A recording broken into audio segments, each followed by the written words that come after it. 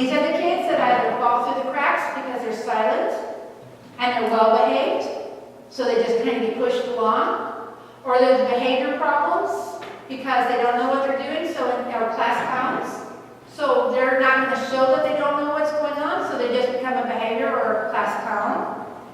So as auditory processing improves, speech patterns improve, reasoning skills improve, understanding cause and effect is enhanced, social skills improve. Those children that love to play with younger children, suddenly are playing with their peer age friends. And you'll see a more confident individual emerging. Okay, we have a visual society. We don't stimulate the auditory like we should anymore. We have turned into a visual, and the last great auditory input, the telephone, has become visual. Have you ever walked through a mall and seen the kids with their phones? They're not even using their phones, the last great auditory. So we need to stimulate the auditory. We need to read to our kids a lot. We need to let them listen to books on tape. We need to let them do the auditory sequential activities. An associate has a sequencing in a flash, which is software for doing auditory and visual processing, which we didn't even talk about visual today. It takes at least ability to do 3 steps to be able to start that program of processing of 3. There is a 4-hour seminar out there that I did a few years back. It goes into a lot of the information we said. If you want to capture a seminar and take it home with you, you can talk to the ladies in the back about purchasing that. I just don't like feeling like we're rushed. We're like at 4 minutes away, but we are going to do something. You're going to talk about dominance? Did you Yes. always do that? Yes, our last thing is we have to get you the last piece.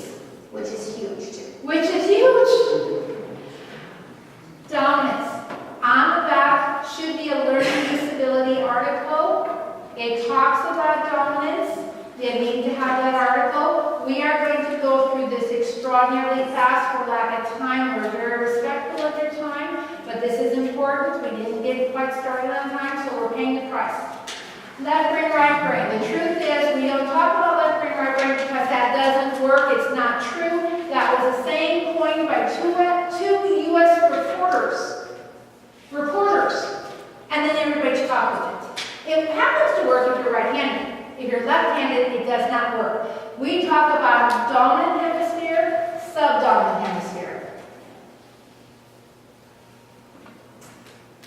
If you are right-handed, you should be right eye and right ear and right foot. Laterality. Everything has to be on the same side. We are genetically wired to be either left or right-handed. To go against that is like climbing up a hill. Your whole life against the wind.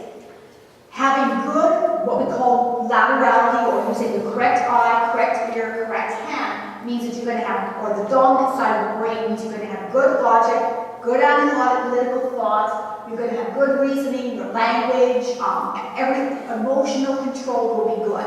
So basically, you take in the information with, say, if you're right-handed, and you store it in your dominant hemisphere. If you are left-handed, you take it in here, from this side, and you store it in this part. This is your dominant hemisphere. The other side of the hemisphere, so if I'm right, I'll do the right hand. My subdominant hemisphere is my right side of the brain. That's where your emotions are rooted, where art appreciation, music appreciation, all that kind of artistic, creative stuff. People who do not have dominance established, meaning that they sometimes use the left ear, sometimes the right eye, all mixed up. They can be emotional, they'll have poor long-term memory. We need to establish what we call laterality. With some of our kids, we have to figure out, are they left or right-handed? Sometimes we don't know. They may have inadvertently chosen the wrong hand. So that's the first thing. Are they correct hand? Then are they using the correct eye and ear? And if they're not, we need to address that. Okay, so the way we're wired is it's a genetic predisposition to be left or right-handed. Whatever the genetic predisposition is, that's the side that your dominance should be, like Sylvia said. So whatever side it is, that same side I should be the input vessel for information for storage. The same side here, the input information for storage. The same side foot is the foot that you use for your primary dominant foot. What foot do you lead off with? What foot do you hop with? What foot do you kick with? Okay, we believe in frequency, intensity, duration, so I'm repeating what she said for the frequency of it because it's so important. Dominant hemisphere function, again, is logic, reasoning, analytical thought, and language. Subdominant hemisphere is emotions, creativity, and music. The way we are wired and supposed to be is the dominant hemisphere is supposed to be the controlling hemisphere. So that if you need emotions, it goes in and taps that and uses the emotions appropriately. Emotions are not bad. It's in the Bible. We have emotions. We were created with emotions. It's the inappropriate usage and expenditure of emotions. That's the problem. Lack of emotions. So the dominant hemisphere is supposed to be the controlling hemisphere. When you are not laterally lined up, when you are not what we call dominant, all one-sided or the other, then what I believe happens is the subdominant hemisphere becomes the controlling hemisphere, also known as emotions rule. And if you go emotional, if your child gets upset, what's going to happen is they will not even be able to access reasoning or logic. Have you ever worked with your child and become frustrated and go, honey, you knew this yesterday. I know you know this. You can do this math. You've upset them. They've gone subdominant. You can no longer access them. They're glazed over. And you can try to reason, you can try to talk to them, but it's like this brass plate has gone across and they can no longer talk with you about it. They've gone subdominant. You're better off stopping, having them run around the house, do some jumping jacks, do anything to bring them out of the clutches of the emotionality of the moment and get back into where they can access their logic and their reasoning. Kids that freeze on tests, or if you freeze in stressful situations, you probably are not, have not established laterality. Stuttering and letter reversals, classic so-called symptom of dyslexia, is actually inappropriate establishment of dominance. You have not established dominance. So the root of most stuttering is auditory mixed dominance. The root of reversals is almost visual mixed dominance. If you have mixed dominance issues, you might see lack of analytical thought reasoning, emotionality, behavior issues, anxiety, phobias, depression, shyness.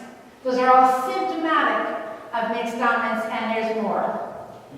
And instant recall of information. It's not stored appropriately, it's inefficiently stored, and so your child can't access it. Particularly under stress. Oh yeah, have you ever gone up to someone in the store and you see them coming and you know, and you go, what's their name?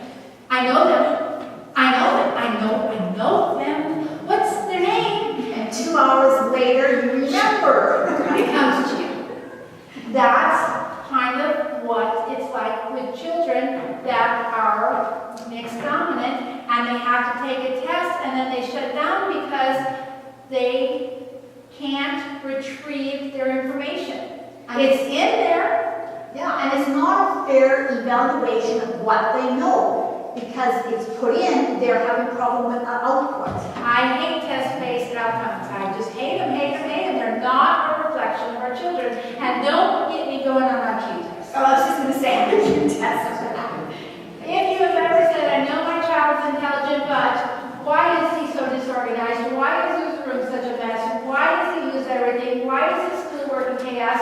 Why does he know something one day and not the next? Why does it take him twice as long to do everything? Why does everything seem so hard for him?